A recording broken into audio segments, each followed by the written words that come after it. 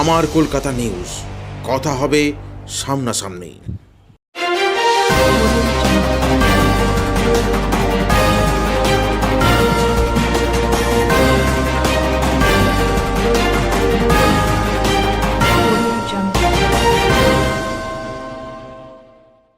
রাজভবনে police গিয়ে প্রাথমিক তদন্ত করতেই পারে, আর নরেন্দ্র মোদী সবথেকে বড় অভিনেতা ও ধাপ্পাবাজ, বললেন তৃণমূল প্রার্থী আইনজীবী কল্যাণ বন্দ্যোপাধ্যায়। আজ শ্রীরামপুর চাত্রা এলাকায় পায়ে হেঁটে ভোট প্রচারে বের হন শ্রীরামপুর তৃণমূল প্রার্থী কল্যাণ বন্দ্যোপাধ্যায়। রাজ্যপালের বিরুদ্ধে অভিযোগ প্রসঙ্গে তিনি বলেন, রাজ্যপালের বিরুদ্ধে শ্লীলতাহানির অভিযোগ হয়েছে, তার প্রাথমিক তদন্ত পুলিশ করতেই পারে। এখনো এফআইআর দায়ের তো হয়নি। প্রাথমিক তদন্ত করার অধিকার পুলিশের আছে, সেটা ললিতে কুমারী মামলার জন্য। সাংবিধানিক বার যেটা আছে সেটা হলো প্রসিকিউশন করতে পারবে না। ইনভেস্টিগেশন আর প্রসিকিউশনের মধ্যে তফাৎ আছে।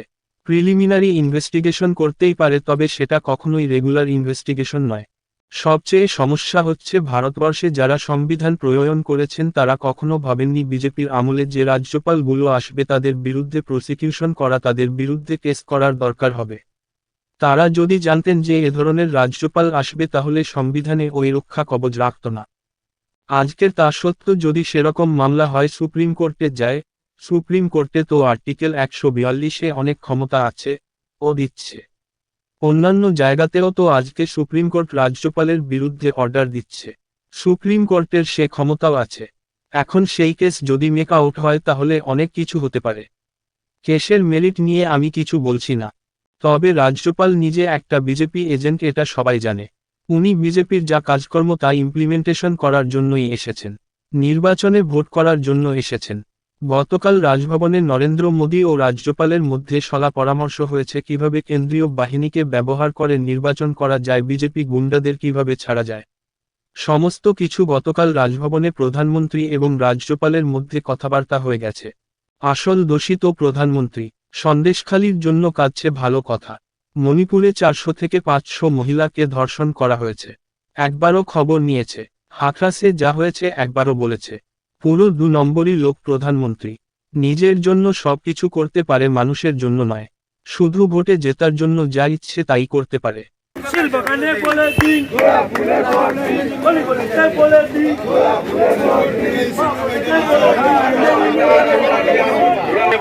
विजय बनाइए। माता पिता रखना ध्यान, जुड़ा फूल में लगे निशान। भैया भाभी रखना ख्याल, जुड़ा फूल में लगे निशान।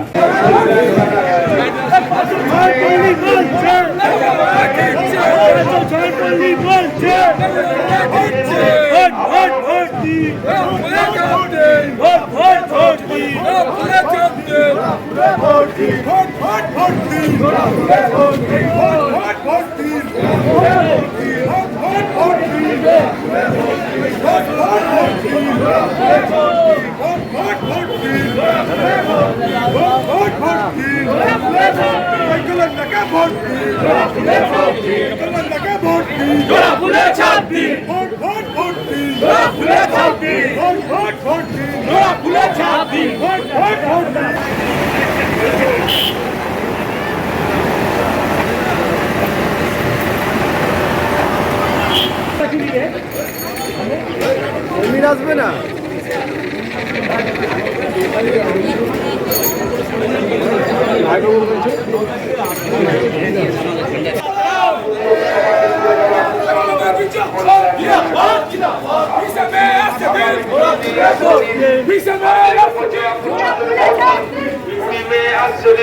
শ্রীরামপুর লোকসভা কেন্দ্রে আবারও কল্যাণ ব্যানার্জিকে চতুর্থবারে নির্বাচিত করে দিল্লির পার্লামেন্টে পৌঁছে দিন।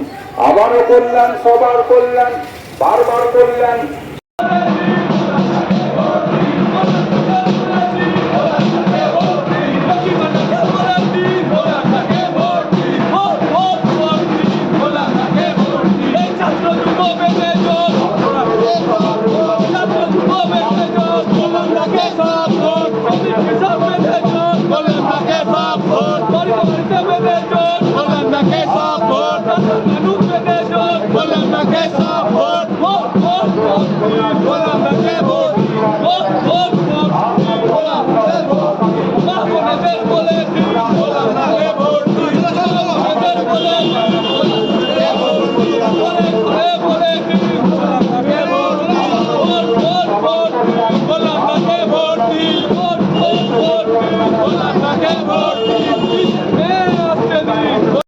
আপনাদেরই বিরোধী বাম প্রার্থী তিনি বারবার ব্যক্তিগত আক্রমণ করছেন, কখনো বলছেন মিস্টার ইন্ডিয়া, কখনো বলছেন আপনাকে জ্যোতিষ হতে হবে। না, কখনো বলছে আমি আমার চুরির টাকায় ছেলে মেয়েকে পড়িয়েছি। তো এই তো ওর মানসিকতা, এই তো জওয়াহরলাল নেহরু ইউনিভার্সিটিতে পড়ে এইসব শিক্ষা পেয়েছে। আসলে বামেই আছে, বামের কোনো উন্নতি হয়নি। এরা তো সব কাদের কোন ফ্যামিলি থেকে এসছে, যে ফ্যামিলিগুলো সিপিএমের জমানায় ধর্ষণ করত, খুন করত, লুট করত, মানুষের ভোট লুট করত, মানুষের অধিকার লুট করত, পুকুর বিষ দিয়ে দিত, ধান ক্ষেত পুড়িয়ে দিত, মানুষকে মেরে ডেড বডি ফেলে দিত, সেই বংশের মেয়ে আর কি ভালো হবে? পদ্মনিধি ধর কি ছিল সবাই জানে। 5খানা খুন করার ষড়যন্ত্রের পিছনে যার নাম ছিল তার নাম হচ্ছে পদ্মনিধি ধর। সেই ফ্যামিলির মেয়ে আর কি ভালো হবে? তার কাছ থেকে আপনি কি পাবেন? ওরা হচ্ছে এসেছে আবার যাদবপুর ইউনিভার্সিটি আর ওই জওয়াহরলাল নেহরু ইউনিভার্সিটি নাচানাচি করে, তো তাই নাচানাচি করে বলে যা পাচ্ছে তাই বলে যাচ্ছে, কি এসে যাচ্ছে। কি করব? কিছু করা হয়েছে? 9 বছর ধরে যে পিএইচডি করে থিসিস সাবমিট করতে পারে না, তার সম্বন্ধে আমি আর কি বলবো বলো, কি বলবো? আর একটা জিনিস দেখা যাচ্ছে দাদা, যে আইএসএফ যেখানে বিরোধী সেখানে দীপশিতাকে প্রচারের ফাঁকেই আইএসএফ এর সঙ্গে গিয়ে বসে তারা তাদের সেটা জানি না। আইএসএফ তো আমি জানি আইএসএফ বিজেপির এজেন্ট একদম। সিপিএম এবং বিজেপি এখানে একসঙ্গে হাতে হাত মিলিয়ে রয়েছে। ওদের টার্গেট এখানে পশ্চিমবাংলায় বিজেপি নয়, ওদের পশ্চিমবাংলার মেন টার্গেট হচ্ছে তৃণমূল কংগ্রেস। তৃণমূল কংগ্রেসকে হারানোর জন্য সিপিএম এবং বিজেপি রাতের বেলায় কেন দিনের বেলাতেও একসঙ্গে চলছে। পুলিশ যাচ্ছে এরকম একটি না, রাজ্যপাল ভবনে রাজ্যপালের বিরুদ্ধে একটা শ্লীলতাহানির অভিযোগ হয়েছে, পুলিশ যাচ্ছে। হ্যাঁ, অসুবিধা কিছু নেই। কারণটা হচ্ছে ললিতা কুমারীর কেসে প্রিলিমিনারি ইনভেস্টিগেশন পুলিশ করতেই পারে, তা প্রিলিমিনারি ইনভেস্টিগেশন করবে।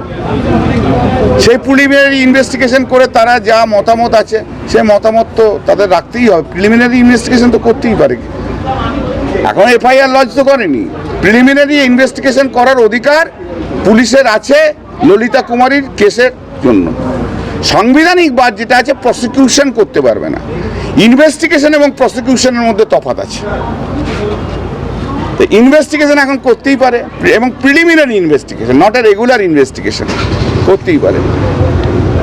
যেটা সবচেয়ে সমস্যা হচ্ছে এটা হচ্ছে ভারতবর্ষের যারা সংবিধান প্রণয়ন করেছেন তারা কখনো ভাবেনি যে বিজেপির আমলে যে রাজ্যপালগুলো আসবে তাদের বিরুদ্ধে প্রসিকিউশন করা, তাদের বিরুদ্ধে কেস করার দরকার আছে। তারা যদি জানতেন যে এই ধরনের গভর্নর আসবে, হ্যাঁ, তাহলে এই সংবিধানে ওই প্রোটেকশনটা রাখতো না। আজকে তা সত্ত্বেও সেরকম যদি কেস হয়, যদি সুপ্রিম কোর্টে যায়, সুপ্রিম কোর্টে তো আন্ডার আর্টিকেল 142 পাওয়ার অনেক ক্ষমতা আছে, দিচ্ছে। অন্যান্য জায়গায় তো আজকে সুপ্রিম কোর্ট রাজ্যপালদের বিরুদ্ধেও তো অর্ডার দিচ্ছে। অতএব সুপ্রিম কোর্টের অনেক ক্ষমতাও রয়েছে আন্ডার আর্টিকেল 42। সেই কেস যদি মেক আউট হয় তাহলে অনেক কিছুই হতে পারে। কিন্তু আমি মেরিটে কোনো কথা বলছি না, বলবোও না। তবে রাজ্যপাল নিজে একটা বিজেপির এজেন্ট, এটা সবাই জানে। উনি বিজেপির যা কাজকর্ম ইমপ্লিমেন্টেশন করার জন্য এসছে, নির্বাচনে ভোট করার জন্য এসেছিল। গতকাল রাজভবনের থেকে নরেন্দ্র মোদী এবং রাজ্যপালের মধ্যে সলা পরামর্শ হয়েছে কিভাবে সমস্ত কিছু সেন্ট্রাল ফোর্স করে ইউটিলাইজ করে এখানে ইলেকশন করা যায়, বিজেপি গুন্ডাদের কি করে ছাড়া যায়, সমস্ত কালকে গভর্নর হাউসে প্রাইম মিনিস্টার এবং রাজ্যপালের মধ্যে কথাবার্তা হয়ে গেছে। প্রাইম মিনিস্টার তো আসল কালপিট তো প্রাইম মিনিস্টার। আরে বাবা, তুই সন্দেশখালির জন্য কাঁদছিস, খুব ভালো কথা। মণিপুরে 400 থেকে 500 মহিলাকে রেপ করেছে বিজেপির লোকেরা, একবারও মণিপুরে গিয়ে খবর নিয়েছে? হাতরাসে যে হয়েছে একবারও বলেছে? এ হচ্ছে 1 নম্বরের, পুরো 2 নম্বরই লোক হচ্ছে প্রধানমন্ত্রী নরেন্দ্র মোদী, পুরো 2 নম্বরই লোক। নিজের জন্য ও সব কিছু করতে পারে, মানুষের জন্য কিচ্ছু করে না, ওকে শুধু ভোটে জিততে হবে বলে ও যা ইচ্ছা তাই করতে পারে। ও সাধারণ মানুষের জন্য করে না, ও মহিলাদের জন্য করে না, ও কোনো কিছুর জন্য করে না। ভারতবর্ষের বড় নাম্বার 1 অ্যাক্টরের নাম হচ্ছে নরেন্দ্র মোদী, ভারতবর্ষের সবচেয়ে ধাপ্পাবাজ লোকের নাম হচ্ছে নরেন্দ্র মোদী। আমার কলকাতা নিউজ, কথা হবে সামনাসামনি।